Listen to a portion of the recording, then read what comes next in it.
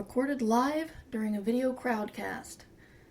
Catch these crowdcasts on Mondays at 12:30 Eastern Daylight Time, free to everybody until the end of July 2020, and after that, free to all patrons. Patreon.com/MightyMur. But I should be riding.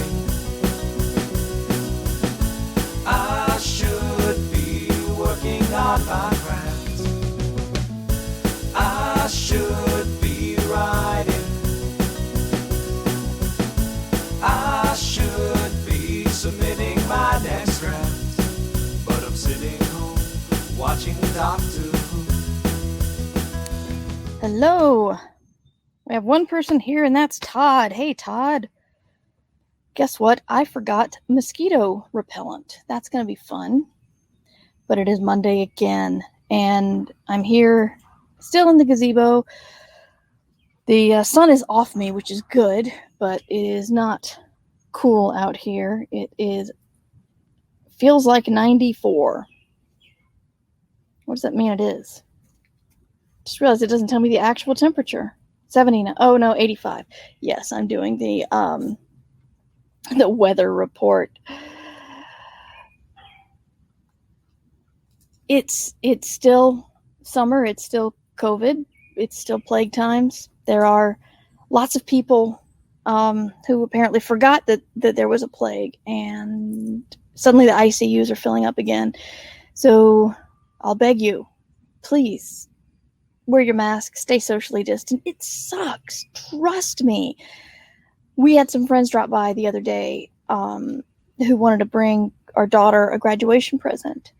And they had their masks and we had our masks, and they hung out on the street by their car, and we stood in our yard and we talked for about 10 minutes. And that's the first in-person experience we've had with them in 4 months. It sucks to have to do this. All of this sacrifices. That's pretty much what it is. But it's necessary, because I don't want to catch this thing. But that's not what we're here to talk about. I have been handling the ADD thing much better now. I finally figured out that I have to work with the medicine. I don't have just sitting there waiting for it to fill me full of joy and productivity and focus is not the way to go. And I need to essentially, well, it's like inertia. I got to give something a push. Got to give the ball the push, and then the medicine helps keep it going. And with that in mind, I actually have been writing lately. I got my first almost 8 chapters of the book in what I consider final draft form this weekend. I was in the middle of chapter 8 when I looked up and saw the clock. It was 12:25, so I realized I had to come out here and say hi to you guys. But I feel good about it. At the end of this chapter will be the end of part 1. And that's a big step. That's a lot of shifting around of pieces that I did. The subsequent parts are going to take more writing work from the beginning. It won't be, not every chapter has words to maneuver around. But that's okay. I knew that was coming. And I'm feeling a lot more confident about it, which is good. It's half the battle. Like I said last week, it's so hard to do this stuff. It's so hard to get started. You talk yourself out of so many things. And really,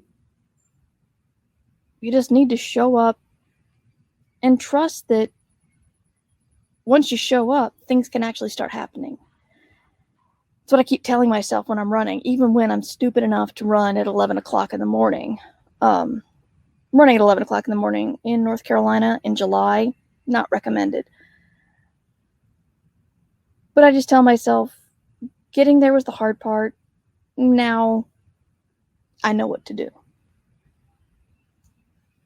And so I'm telling myself that with the writing as well. And I bought myself a little present. And it's almost shameful that I have to do a mind hack this way. But on the other hand, if it works, it shouldn't be shameful. And I found a plastic lockbox. It looks like a kitchen organization boxes you can get with a little knob on top, and normally you push the knob and it creates a little vacuum seal. Not full vacuum, but it makes the lid not come off. But this one is not vacuum sealed. It locks. And so you can put something in the box and then lock it. And you can't get to it until the timer runs out. And I read all the instructions, and they're basically like, there is no way to override this, because why would that be a thing? And, they advertise it for credit cards or food or whatever. I'm putting my devices in it, not my phone, because I don't like being locked out of my phone with absolutely no recourse to it in case there's an emergency. But, my big distractions, iPad and the Switch, they go in there, and I lock it for several hours. And once I lock it, it's out of my mind, because I know I can't get it. So I don't even sit there and obsess about, I wish I could be doing this, because I know I can't. Now, you could say all you need to do is have some willpower, or ask somebody in your family to hold it for you. But A, willpower doesn't work. I've tried it. Not good at it. 2, if you ask your family to keep you from experiencing something that you enjoy, that builds resentment, even if you know they're doing it for your own good. Hey, sweetie. My assistant has joined me. She has to move the hammock. Sorry about the hammock. Don't put the hammock on the dog. Don't put the dog on the hammock. Okay. So the lockbox is actually proven to be really, really good. I think they need to go inside. No. Sorry, it got very exciting for her. Keep talking about the lockbox. Okay, I just searched for the lockbox on Amazon, and this came up. They do say if you absolutely positively have to get inside, you can drop the, you can break the plastic container, and to do that instead of breaking the lid, because the lid is where the timer and the technology and stuff are. It's a lot easier to get the lid to replace the container. So if you have problems with that kind of thing, I recommend it, because it's helping me out a lot. And again, it's a little embarrassing that that's all I needed, but if that's all I needed and I can get work done now, that's a good thing. Another thing I've been wanting to talk about is names and cultural sensitivity, because if you followed me for any amount of time, you know that I hate naming things. I hate giving people names. I hate naming books. I hate titles. I hate names. And I was thinking about giving an alien a human name, because the humans named it. And then I thought, being Anglo-Saxon, white, sort of Protestant, means that I gravitate towards those names.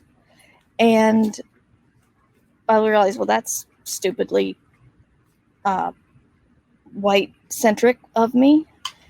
But then I thought about other communities and other ethnicities and how they choose their names, and realize that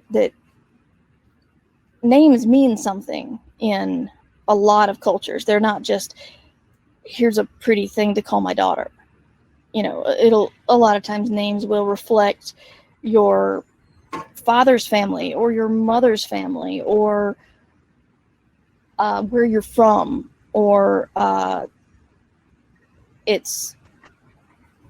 and you can't just, you know, pick a Vietnamese name and throw it at something without actually taking into account what it means.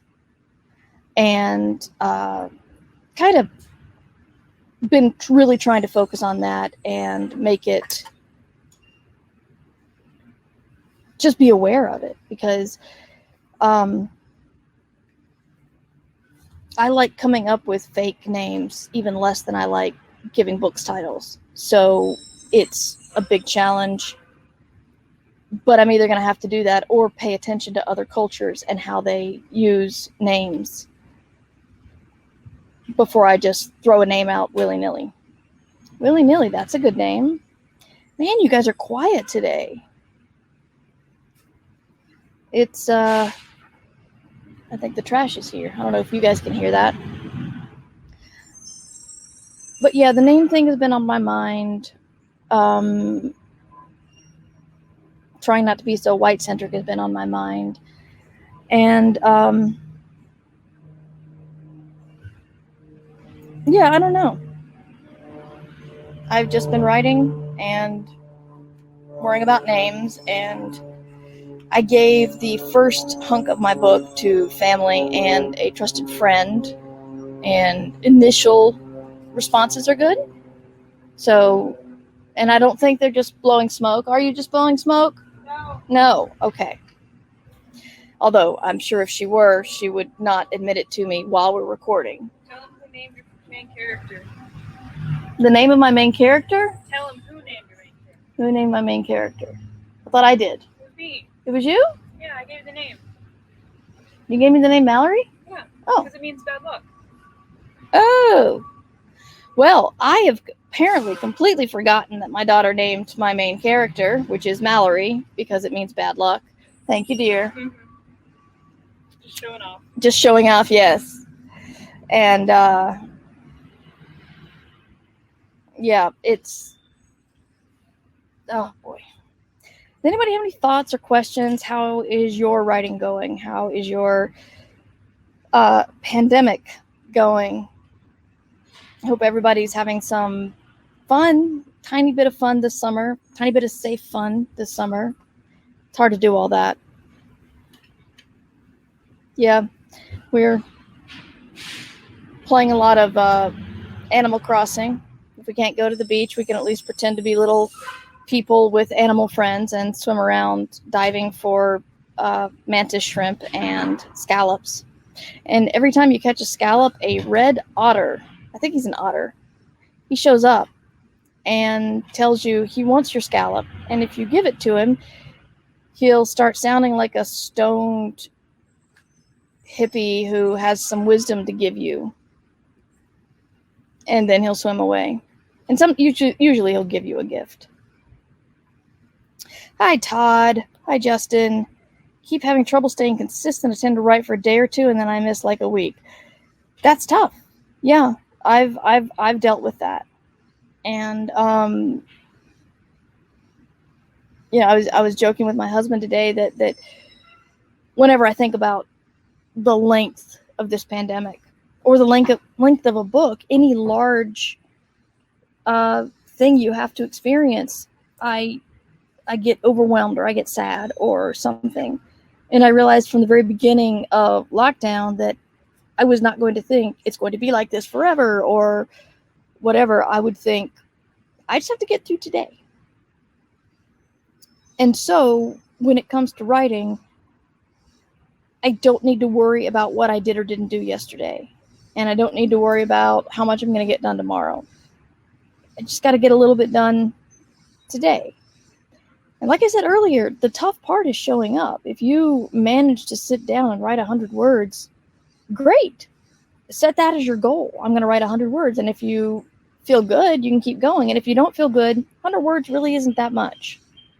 That's a couple of sentences if you're not a terribly chatty person. If you are a chatty person, that could be one sentence. It won't be a very good sentence. Or Milton, I guess. If you were Milton, you could have a 100-word sentence and have it be poetry. Shakespeare. Shakespeare? Did Shakespeare have long sentences? Didn't you have to diagram a sentence that was over 100 words? No, that was Mama.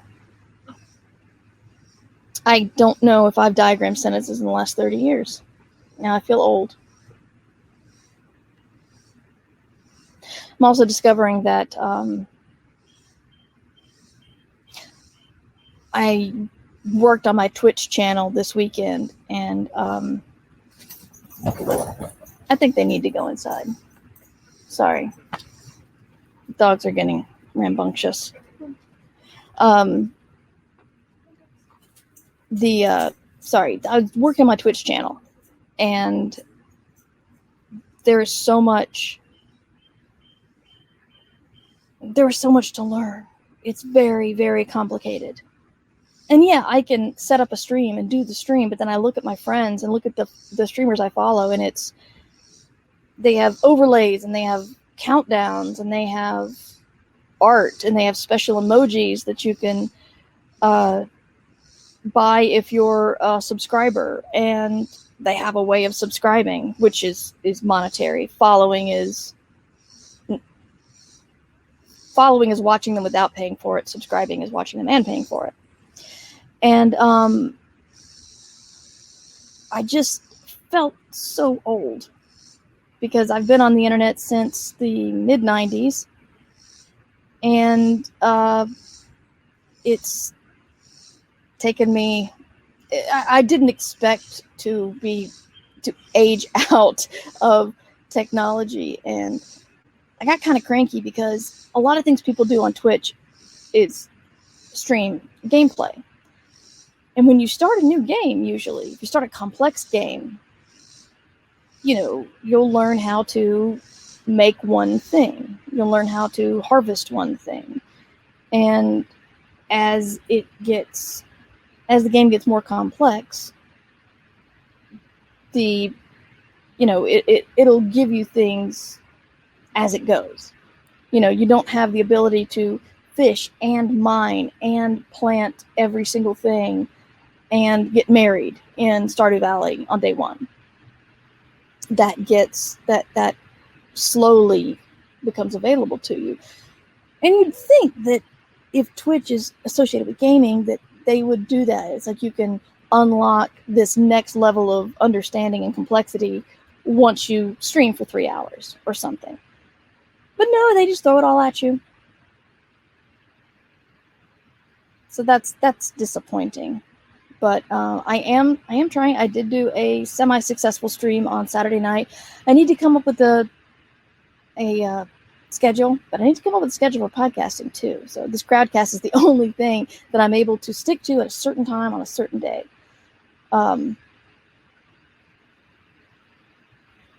But I realize that I'm getting lonely, and that has nothing to do with my husband or my daughter. It's just the need to see other people, and I realize that streaming is one way to not feel that way. I like watching other streamers, even if I don't even know what they're playing. It feels like interacting with people. And if you interact in the chat, you are interacting with them. But we have a question. Todd writes, have you had to write a detailed process for something in your writing knowing you won't use much of it? You needed to know how it works for you. I just wrote the process for an event. My Mac experience using an ejector seat. So I grasped it. Yeah,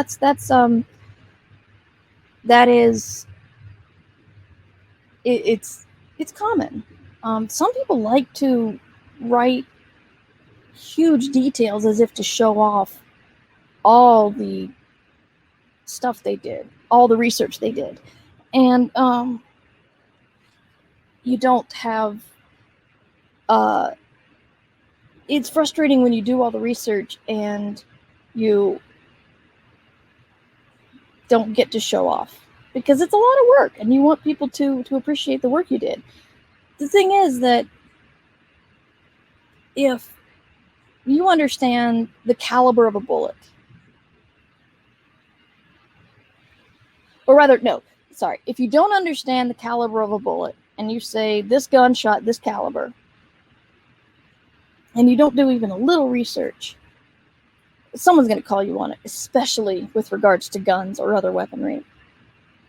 And if you start looking into it and you figure out the calibers and the model names and all the stuff involving guns, which I don't use a lot of guns in my work, so I haven't done a lot of research, you may not use everything you get, but you know when you say that caliber bullet, no one can call you on it. The thing that leaps to mind in my work is I discovered there's a unit of weight that is only used for things like cruise ships. You know, it's so heavy, they don't even say pounds or tons anymore. Of course, I've forgotten what it is, but when I was thinking about designing the spaceship in my book, I had to think on that scale. And so I didn't use any cruise ship size, weight information I have, but I knew to use that measurement. So yeah, it's you know, like I say that there aren't wasted words. There's not a lot of wasted research unless you're using the research to procrastinate, and that is a call you have to make. But yeah, it's you can do a lot of research so that you say one sentence like you know what you're talking about. Pablo says, I often show my protagonists hitting rock bottom before the resolution by making them go a little crazy. How to do this without making the reader lose contact with them, or vice versa. I might need some more information. You mean that they're not relatable once they lose their mind? Or see if you can update me on that, because I'm not entirely sure what that is. Or is it that they do bad things before the conflict is resolved, and therefore become less sympathetic? Oh, that they go too crazy. I guess that would be a case-by-case basis. If you do it a lot, I might change it up a bit, because you don't want to become predictable. But if you're... I don't think people are going to lose I don't know. I'm thinking. Sorry. I'm thinking about if people are behind your characters the whole way through the book, they're not going to lose interest if the character becomes unrelatable. But I have stopped reading a book, and I won't say what, because I actually know the author, but I bounced off their book hard when it was accidental, but it was a preventable accident when their main character killed a child. And it wasn't even a conscious decision. I stopped reading at that point, and then I realized months later, oh, I hadn't finished that book. And then I remembered, oh, I stopped there, yeah. And then I started reading it again and was enjoying it again. And then I got to that part and put the book down and didn't pick it back up. Again, it wasn't a conscious decision. It just, that is where my mind decided, no. So, but that's me. That's my thing as a reader. I guess I'm going to give spoilers to the Game of Thrones TV show, which I have not watched the whole thing, but I've definitely read all the spoilers because I wanted to know where it was going. And apparently Daenerys ends up doing some pretty terrible stuff near the end, which upset a lot of people. And I'm not sure if they so much lost respect for her or relatability with her, or if they got mad at the writers. So,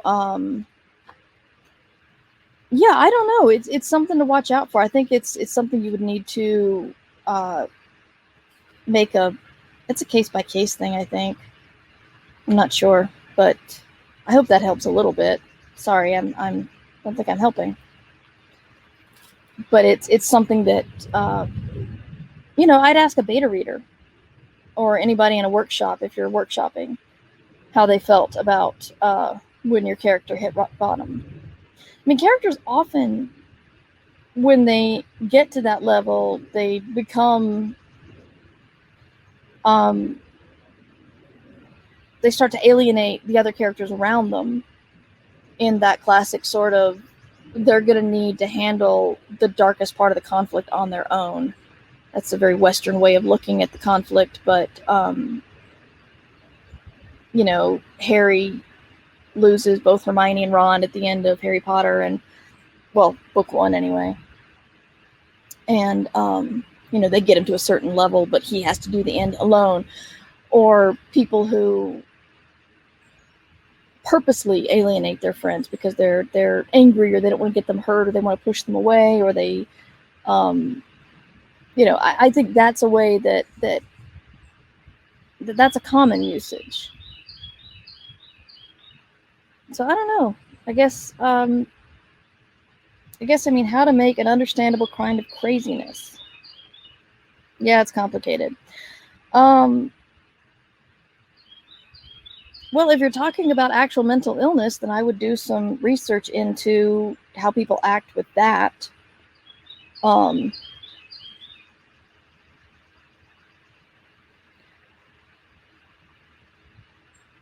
Because crazy is kind of a very broad term. But if they become obsessive or depressed or manic or something, then do some research into that as to how they may act or why they may act that way. So yeah, that's what I've got. What else is going on? Do you have any questions? No, your mouth is full. She brought lunch out here.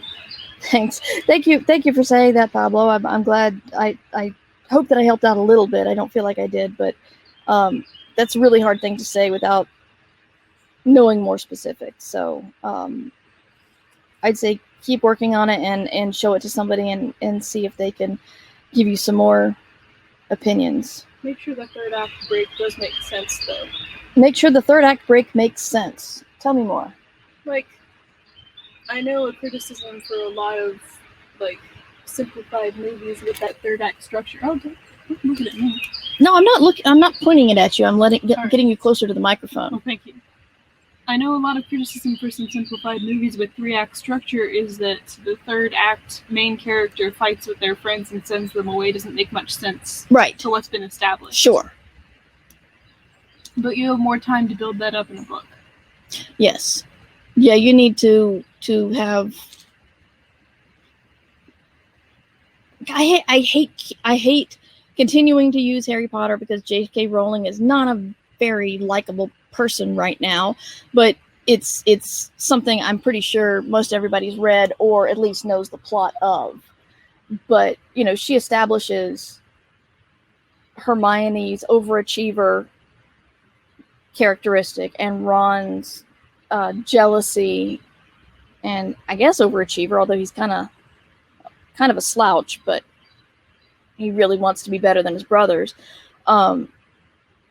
That's established early on. And so when it comes time for them, for Harry to have alone time, there's already weak spots and sore spots for Harry to poke at, to split them up. So,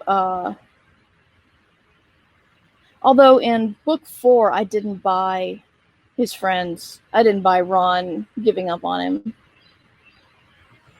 because Harry hadn't lied before.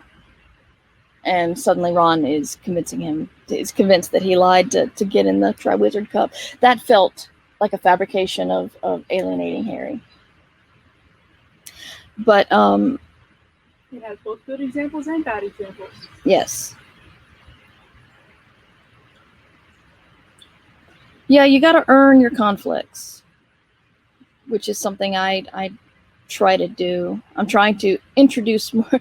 I wrote a scene, and then I was thinking about the scene, and I realized I needed to make these two characters more combative. It's not interesting when they just support each other.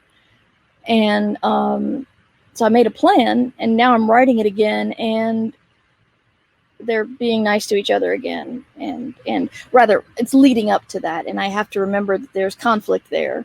Even siblings who love each other have conflict. So I got to remember that. Reading more mysteries to discover that the little hurt motives that people get when it makes them do terrible things.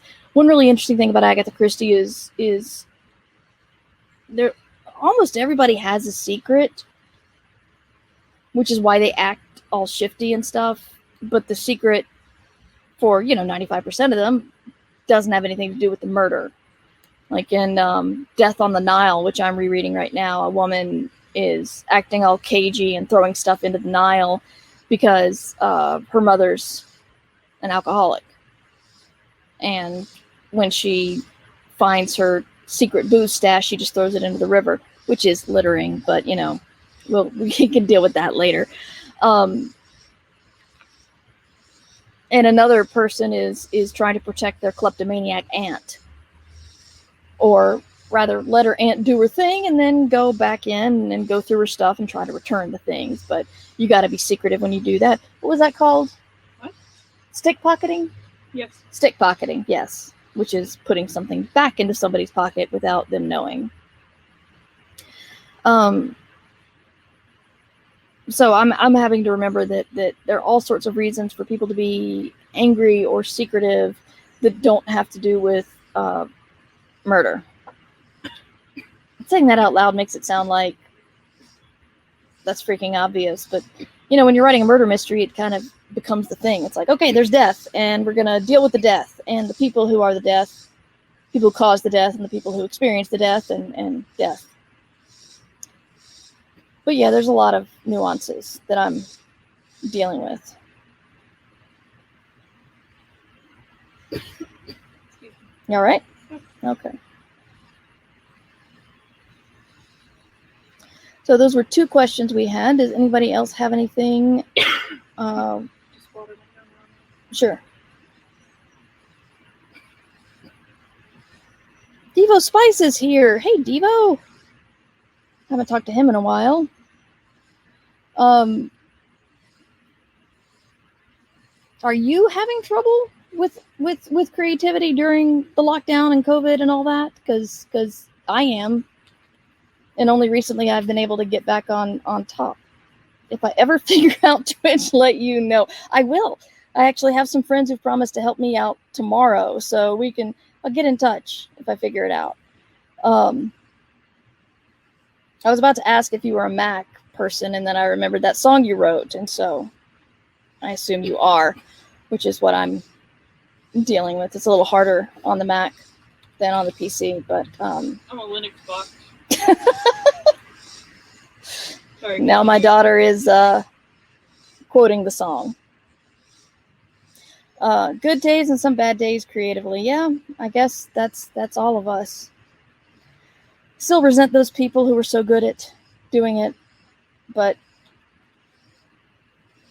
what's the saying? You shouldn't compare your backstage to somebody else's highlight reel, or your blooper reel to someone's highlight reel. Whatever the metaphor is that a lot of people think that I do a lot of things.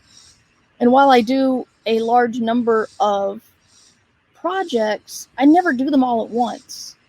So if I'm working really hard on podcasting, my writing tends to suffer. And if I focus really hard on Escape Pod, my other stuff starts to suffer. So I have to balance all of that carefully. But I'm never just, okay, I'm going to do a whole bunch of podcasting, then I'm going to do a whole bunch of writing, then I'm going to do a whole bunch of editing, and then tomorrow comes and I'll do it all over again. My brain doesn't work that way. And I have to remember that perhaps if someone created something brilliant during lockdown, well, there were probably days where they did not create something brilliant. And there were probably days when they thought, this is absolute crap and I don't know what to do with myself.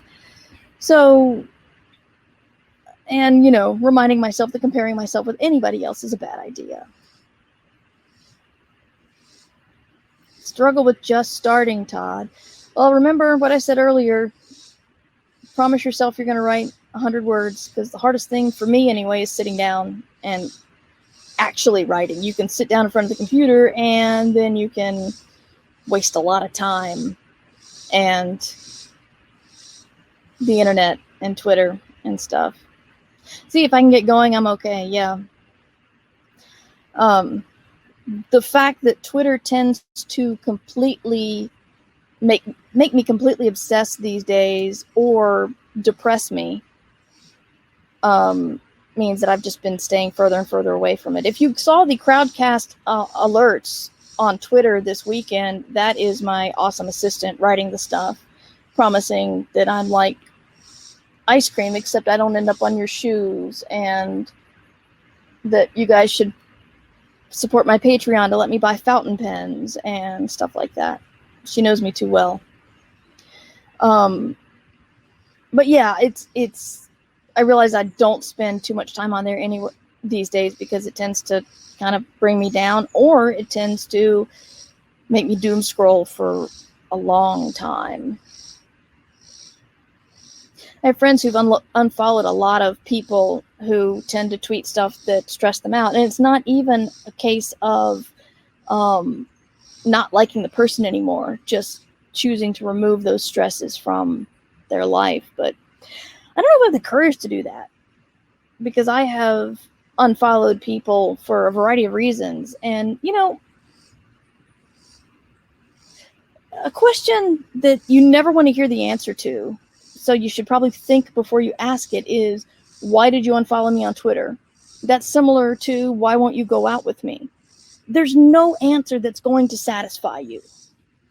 I used to try to answer the question of, why did you unfollow me on Twitter?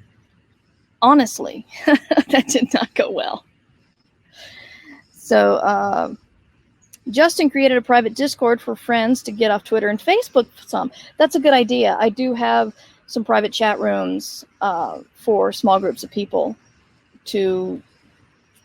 That's where I get a lot of my news that I usually get on Twitter. That's where I got all of the science fiction is exploding with stories coming up about harassment and assault things. Is I would have people who would get on Twitter and doom scroll and get all that information, and then they would send me like pertinent links. So they did all the work. So thank you, friends.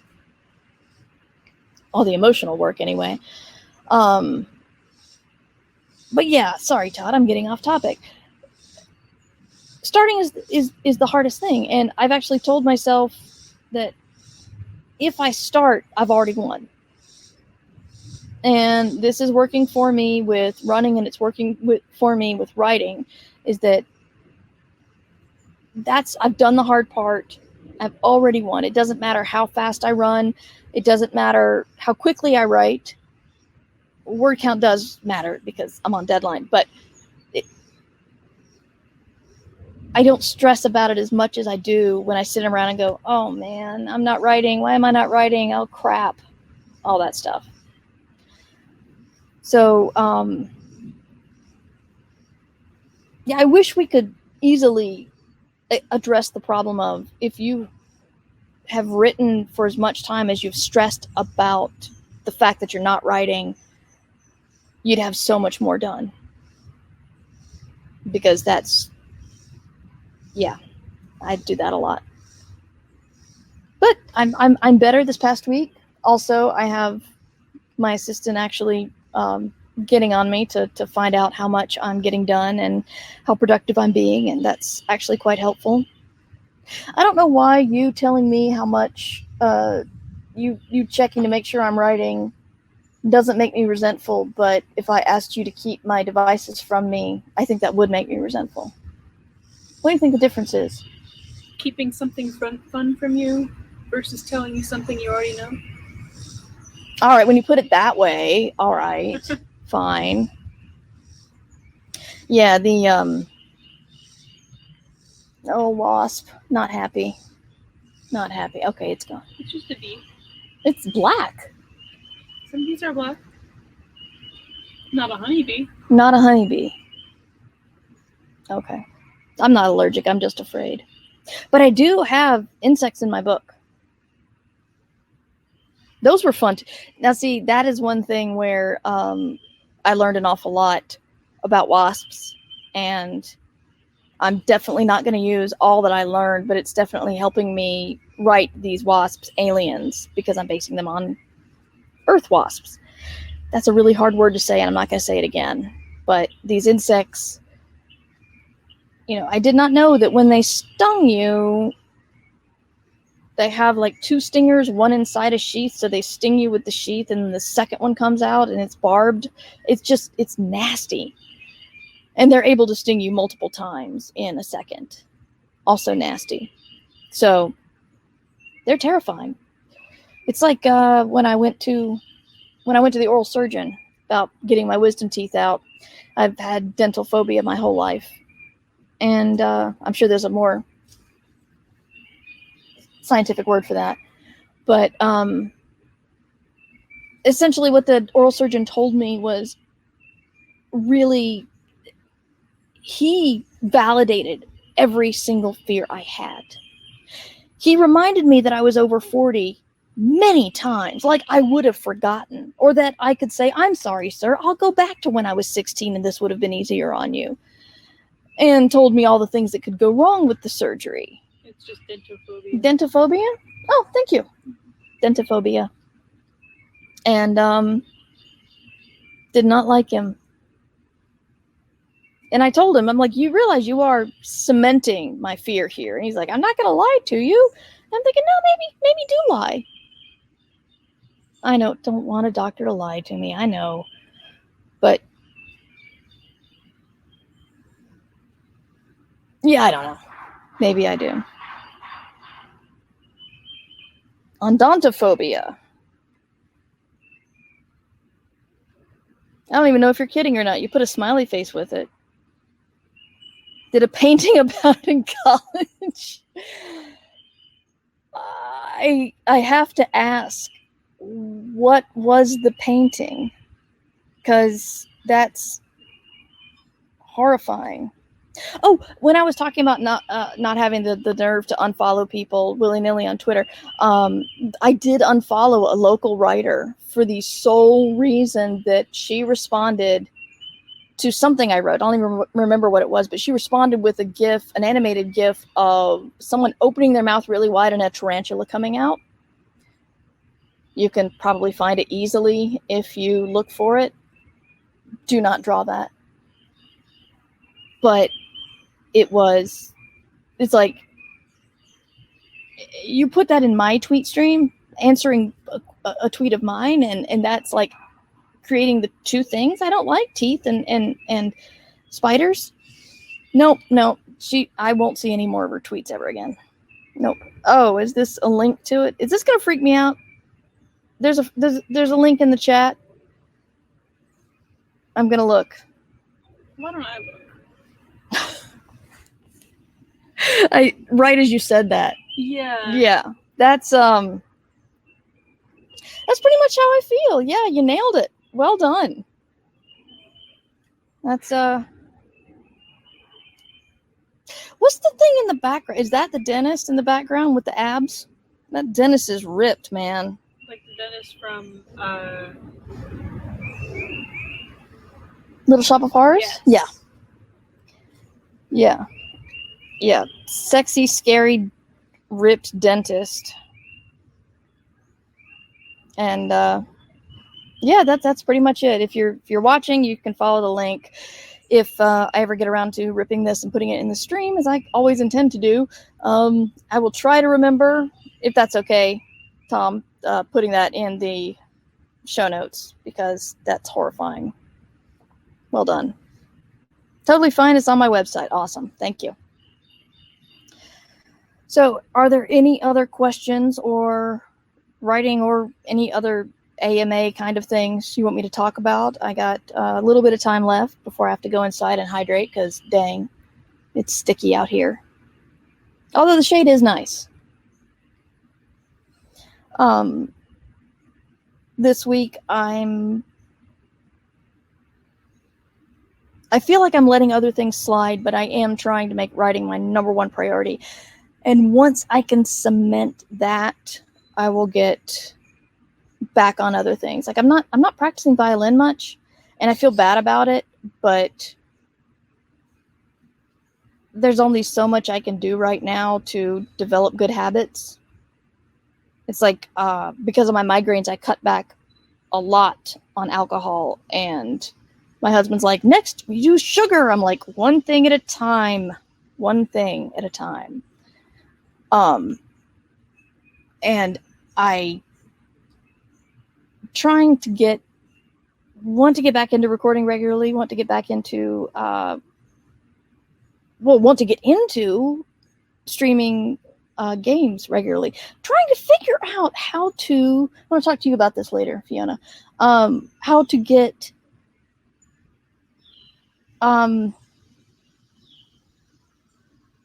okay, so you know how people are doing talk shows and live stand-up in Animal Crossing now? I've been trying to figure out if I should do either like a writing advice show on Animal Crossing. The problem there is I will need a capture card for my Twitch and Switch and all the words and the meanings and the stuff. A capture card for my Switch in order to stream, which I don't have. But I'm trying to figure out how I can do the same thing in Stardew Valley. Problem with that is Stardew Valley does not really have a lot of inside decoration opportunities. But I really do want to figure out how I can stream Stardew Valley and talk about writing at the same time. And that's not just me being lazy and wanting to game all the time. It's actually, I just want to do something different. I want to be creative with this streaming idea. So if anybody has any ideas, let me know. But also, if you want to follow me on Twitch, it's the same. It's Mighty Mur. Hopefully we'll be playing some Stardew Valley. Also, I got Littlewood.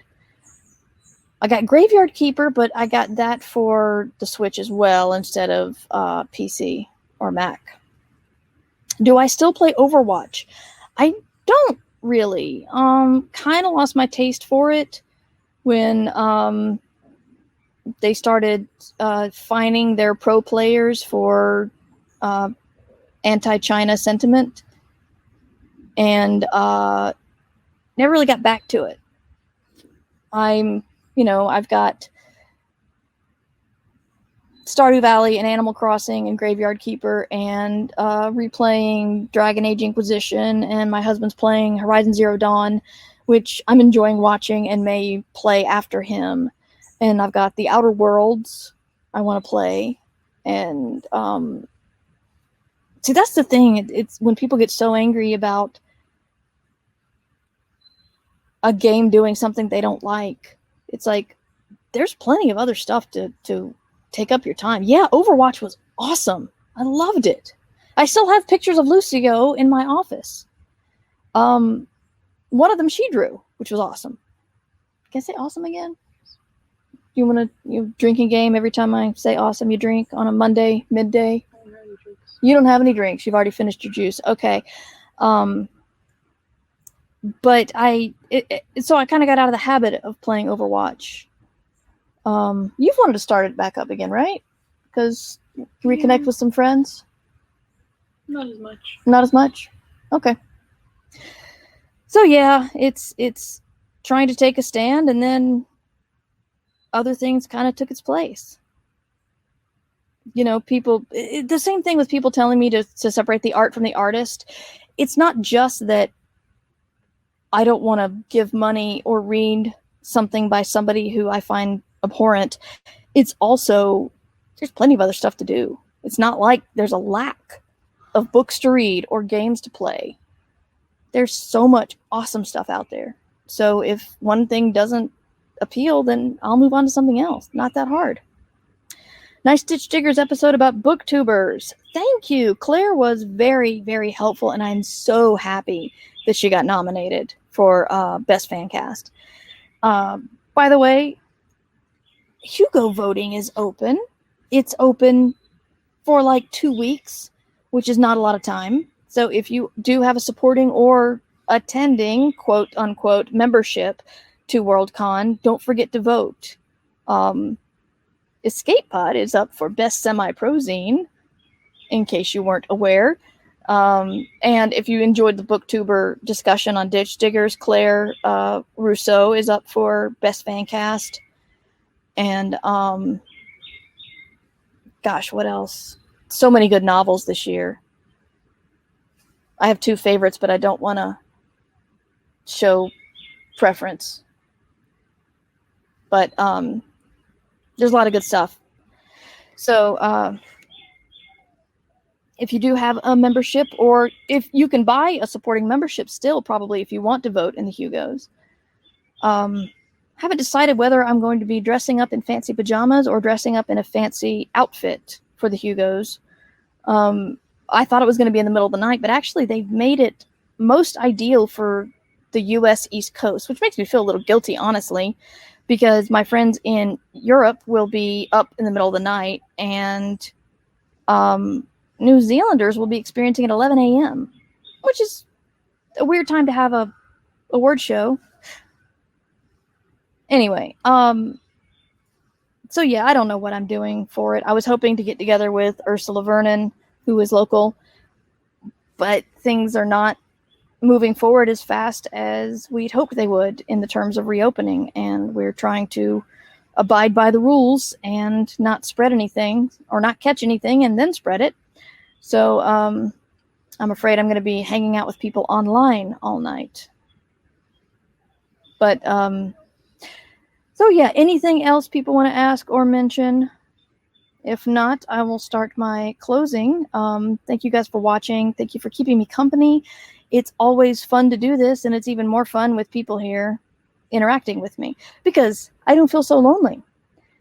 Merverse.com is where you can find me. MightyMer@gmail.com is how you get in touch with me. If you want to follow my Twitch, the channel name is Mighty Mer. And if you are listening to this later, the Crowdcast, also Mighty Mer. I'm Mighty Mer almost everywhere except for, I think, Instagram. So if that's it for you guys who are watching this live, I will see you next week, same time. And yeah, thanks again. This is fun. Really appreciate you showing up. Take care. Remember, you can support the show at patreon.com/mightymer. I should be writing theme music provided by John Anelio. You can find more about him at johnanelio.com. This podcast is distributed under a Creative Commons Attribution Share-alike license.